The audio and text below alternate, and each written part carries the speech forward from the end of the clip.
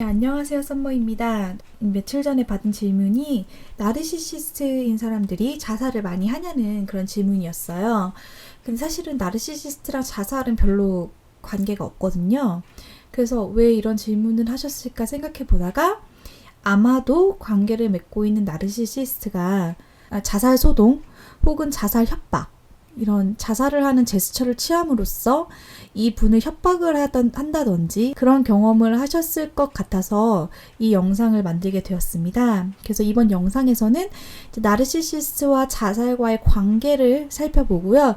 그리고 나르시시스트가 이 자살을 어떻게 활용해서 피해자들을 조종하고 통제하려고 하는지 이제 그 부분에 대한 이야기를 다루도록 하겠습니다. 자살 협박은 마지막 카드예요. 그래서 히든 카드죠. 그래서 이제 나르시시스로부터 학대를 받은 피해자들이 이제 이 사람을 떠나려고 할 때 나르시시스는 이제 후버링 아니면 울고 이러면서 회유를 하려고 하지만 여러 작전을 쓰지만 자 이게 다 안 통할 때가 있어요. 이제 정말 피해자도 지친 거죠. 이때 마지막으로 꺼내들 수 있는 카드가 바로 자살이에요. 지금 너 정말 나랑 헤어질 거야. 나 지금 다리 위에 있어. 너 나랑 안 헤어진다고 말해. 안 그럼 나 당장 다리 밑으로 나 떨어질 거야. 죽어버릴 거야. 이러면서 여러분들을 협박할 수가 있습니다. 그래서 한번 이 자살에 대해서 알아보도록 하겠습니다. 제 영상의 대부분은 자기성 인격장애를 가지고 있는 사람에게 피해를 보셨거나 경계성 인격장애나 뭐 소시오패스나 사실은 좀 굉장히 비슷하게 겹치는 부분들이 많기 때문에 좀 방법이나 특징이 비슷한 부분이 많기 때문에 상황이든지 보셔도 무관한 영상들이 참 많이 있습니다. 하지만 이 자살에 대해서 좀 극명한 차이가 있어요. 경계성 인격장애랑 자기성 인격장애는 같은 비군 인격장애 안에 있고 그리고 공통점이 많습니다. 그리고 한 사람이 이 두 개를 다 가지고 있을 수도 있어요. 그렇기 때문에 이 둘을 사실 구별하기가 어려울 수 있어요. 근데 이 자살에 대한 생각이 굉장히 다르기 때문에 이걸 한번 자세히 보도록 할게요. 자, 경계성 인격장애 같은 경우에는 정말 자살과 관계가 있어요. 자살률이 높습니다. 경계성 인격장애인 사람들은 본인 스스로를 해하는 행동을 많이 해요. 막 자해를 한다든지, 막 손목을 긋는다든지, 약물에 중독된다든지, 뭐 낭비벽이 심하다든지 해서 자기를 해하는 행동을 많이 합니다. 그래서 스스로를 해하는 행동을 함으로써 내면에 있는 고통을 잊는 거예요. 그래서 이 경계성 인격장애 진단을 받은 경우에 70%가 자살 시도를 하며 8%에서 10%는 실제로 자살로 목숨을 잃습니다. 자, 이것은 일반적인 경우에 50배에 달하는 비율입니다. 그러면 반대로 자기애성 인격장애를 보겠습니다. 자기애성 인격장애 사람들은 본인을 해하는 행동을 대체로 하지 않아요. 자기에 대해서 환상이라든지 어떤 판타지를 가지고 있습니다. 이것을 자꾸 만들려고 하거든요. 그리고 내 내면에 문제가 있잖아요. 어려움이 있잖아요. 잘못이 있잖아요. 자, 이것을 스케이프고트를 만들어서 다 그 사람에게 떠맡는 식으로 하게 됩니다. 자기애성 인격장애인 사람들은 전형적으로 자살을 거의 하지 않습니다. 그래서 이 자살에 대한 차이가 있습니다. 그러면 먼저 자살 협박을 하고 있는 이 사람이 경계성 인격장애인 경우에는 한번 보도록 할게요. 나를 학대하는 그 학대자가 자살을 굉장히 여러 번 기도를 한다. 그러니까 자해를 한다. 자, 이랬을 때 나의 학대자는 경계성 인격장애일 수 있겠다라고 우리가 추측을 할 수가 있겠죠. 자, 근데 여러분의 그 친구나 연인이나 배우자나 뭐 부모가 경계성 인격장애를 가지고 있고 계속 여러 번 막 자살 시도를 하고 이랬다면 여러분들이 굉장히 무기력했을 거예요. 내가 아무것도 할 수 없을 것 같은 그런 기분? 내가 버려져 있는 기분? 내가 아무 힘이 없고 내가 아무 능력이 없는 정말 그런 기분을 가졌을 것입니다. 경계성 인격장애건 자기애성 인격장애건 여러분 앞에서 자꾸 자살에 대한 이야기를 한다는 건 무슨 의미냐면 근데 자꾸 이렇게 뭐 몇 년 동안 나 이제 죽어버릴 거야 이런 사람들은 정말 자기가 자살하고 싶어서 그런 얘기를 하는 것이 아니라 이 자살을 어떤 도구로 사용하고 이용하고자 하는 것입니다. 그래서 여러분들이 이 사람이 뭐 나 지금 자살할 거야. 나 지금 다리 위에서 뛰어내리려고 하고 있어. 뭐 이런 식으로 행동을 한다든지 하면 뭐 경찰이 됐든 119가 됐든 뭐 자살 예방 방지 센터가 됐든 신고를 하십시오. 경계성 인격장애를 가지고 있는 분이 전문적인 상담사를 만나고 또 뭐 약물 치료라든지 심리 치료를 받을 수 있도록 권유를 하십시오. 하지만 이 경계성 인격장애 가지고 있는 사람, 특히 이게 막 자살을 자꾸 시도하고 하는 사람들을 다루는 것은 숙련된 상담사도 굉장히 다루기가 굉장히 어렵다는 것입니다. 그러니까 여러분들이 직접 이들을 상대한다는 것은 너무 어려운 일입니다. 치료를 거부한다면 이들과 관계를 계속 유지하는 것은 너무 위험한 일이에요. 그래서 관계를 정리하시는 것이 좋습니다. 그러면 나르시시스트인 경우를 보겠습니다. 나르시시스트 같은 경우에는 일단 본인을 헤아르는 행동을 하지 않습니다. 왜냐면 이들은 자기 자신에 대한 환상이 있고 굉장히 자기애가 굉장히 강하기 때문이죠. 그래서 이들이 자살을 하려는 건 자살에 대한 이야기를 한다든지 그런 행동을 하거나 소동을 벌이는 것은 정말 자살할 생각이 있어서 그런 경우가 거의 대부분 아닙니다. 협박을 통해서 다른 사람을 조종하기 위해서 주로 사용하는 겁니다. 그래서 여러분들이 이게 정말 협박인가 아니면 진짜 죽으려고 하는 건가 이거를 판단할 수 있는 방법은 여러분이 나르시시스트가 원하는 걸 해주지 않을 때 그러니까 그때 끊임없이 협박을 하는가 그러니까 어느 순간 자살 협박을 하는지를 보시길 바랍니다.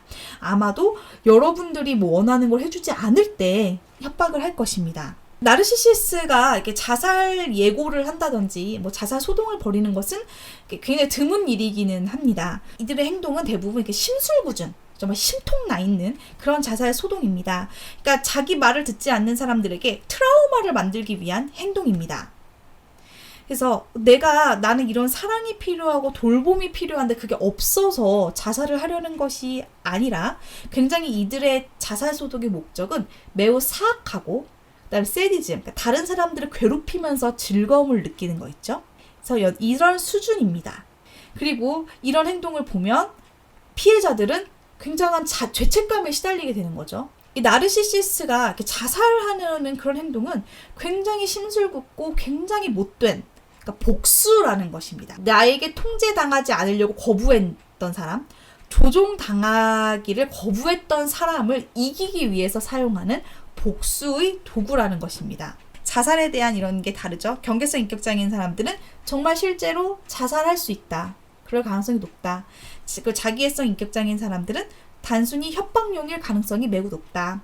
하지만 어쨌든 이 둘 다 자살 협박을 하고 여러분들 앞에서 자살을 이야기하는 것은 그것을 통해서 여러분들을 조종하고 통제하고 죄책감을 불러일으키고 왜 내 말 안 들었어 이러면서 복수하는 방법이라는 것입니다. 이런 경우 우리가 어떻게 행동을 해야 되는지를 보도록 하겠습니다. 첫 번째는 다투지 말자. 뭐 언쟁을 하지 마세요. 너가 정말 그렇게 죽을 생각이었어? 이러면서 죽을 생각이었으면 손목을 이렇게 막 동맥을 그었어야지 어떻게 뭐 손등을 이렇게 조금 긋고 네가 정말 죽으려고 그랬어? 막 이러면서 이 사람이 뭐 자살에 대해서 얼마나 뭐 진지했는지 정말 죽을 것인지 말 것인지 막 이거를 가지고 하지 마세요. 이들이 아니야 난 정말 죽으려고 했단 말이야 이러면서 정말 자살을 해서 죽음을 선택할 수도 있거든요. 그러니까 다툼을 하지 마십시오. 그리고 이들에게 뭐 엄포를 넣는다든지 너 뭐 이런 식으로 행동만 해봐 아니면 이 사람들의 행동을 비난한다든지 하지 마세요. 이들과 자꾸 무언가 하려고 한다는 건 뭐냐면 갈등만 생기고 분노만 자꾸 커질 뿐입니다. 그러니까 이들과 대화한다고 해서 뭐 정말 얘가 자살하려고 했는지 아니었는지 뭐 이런 걸 가리는 것이 큰 의미가 없다.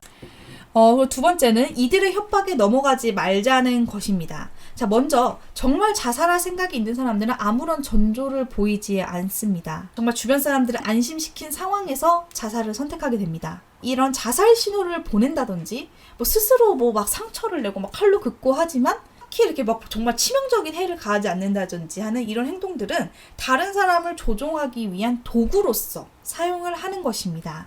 경계성 인격장애를 가지고 있는 분을 상대하고 있다면 그 분이 정말 자살을 할 수도 있고 죽음을 선택할 수도 있지만 사실 그것은 결국엔 그들의 책임이라는 것이죠. 여러분이 어떤 행동을 해서 여러분들이 그 사이 원하는 행동을 해주지 않아서 그들에게 조종당하지 않아서 그들이 시키는 대로 움직여주지 않아서 죽은 것은 아닙니다. 그러니까 사실 그 죽음에 대한 책임은 그들에게 있는 것이지 피해자인 여러분에게 있는 것이 아니라는 것입니다. 이들의 안전에는 우리가 관심을 보여야겠죠. 하지만 경계선을 지켜야 됩니다. 그러니까 자살 협박하는 것 자체의 목적이 무엇이냐면 여러분을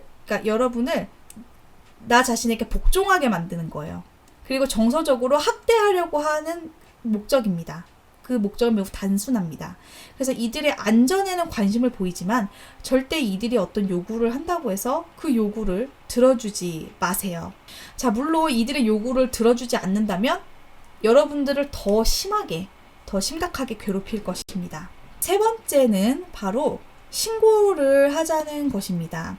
그래서 자살 소동이 벌어졌을 때, 왜냐면 자살 협박을 하다가 정말 실수로 죽음에 이를 수도 있기 때문에 신고를 해도 좋고, 또 아니면은 나르시시스가 여러분들 나 이제 뭐 죽으러 갈 거야, 뭐 이메일을 보내고 문자를 보내고 막 이거 봐봐 이러면서 막 수면제 막 모아놓은 거 막 사진 찍고 막, 자 이랬을 때, 자 이거를 또 신고를 하세요. 신고를 하는 게 어쨌든 사태가 더 악화되는 것은 막을 수 있어요. 그러니까 이 사람은 어차피 내가 협박을 해봤자 내 요구를 들어주지는 않고 막 괜히 막 경찰만 출동하고 내가 골치만 아프구나 이런 걸 깨달으면 여러분들에게 카드를 쓸 때 더 신중하게 사용할 수 있기 때문에 남용하지 않을 것입니다. 자, 네 번째는 바로 관계를 종료하자는 것입니다. 이 자살 협박 외에도 여러 다른 문제를 이미 가지고 있을 것입니다. 그 사람과의 관계 속에서.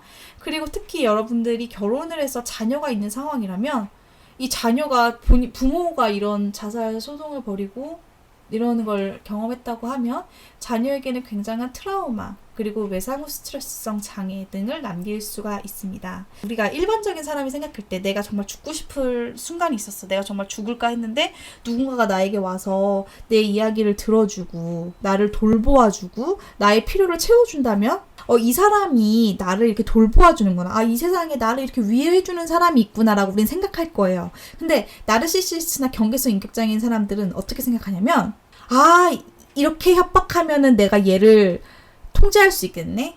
아, 이렇게 협박하면 내가 얘를 조종할 수 있겠네? 이렇게 생각을 하는 것입니다.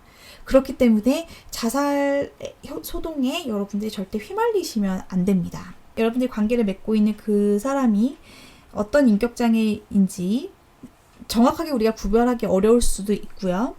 두 개를 동시에 가지고 있을 수도 있죠. 다량의 수면제를 막 먹어가지고 복용을 한다든지, 여러분들이 일하고 있는데 나 이제 죽으러 간다, 네가 나랑 헤어진다고 해서 난 더 이상 못 살겠다 이러면서 막 협박을 한다든지, 자 이런 일들이 일어날 수가 있습니다. 그런데 결국엔 이들이 자살을 선택하건 선택하지 않건 이것은 그들의 몫이라는 거죠. 여러분들의 책임이 전혀 아니라는 겁니다. 여러분들이 무엇을 잘못해서 그런 일이 일어난 것도 아니고요. 나 자신의, 그리고 결혼하신 분들은 나의 자녀가 문제를 가지지 않도록 이들과의 관계를 하루빨리 정리하시는 것이 저는 좋다고 생각을 합니다. 저 역시 초등학교 한 3학년 정도 나이 때 저도 여러 번 이런 자살 협박이나 자살 소동을 경험을 했었습니다. 거의 이제 뭐 30년 가까이 되는 세월이죠. 근데도 이제 그게 제 마음속에 참 오랜 트라우마가 돼 있었고, 정말 내 부모가 죽을 수도 있다, 좀 사라져버릴 수도 있다, 이런 공포감이 생겨가지고 두려움에 저도 있었던 경험이 있어요. 근데 이제 이 영상을 보시는 분들은 사실은 뭐 초등학교 3학년인 분들 없잖아요. 이미 다 성인이시잖아요. 그래서 여러분들 스스로를 보호하는 결정을 내리셨으면 좋겠습니다. 끝까지 들어주셔서 감사합니다.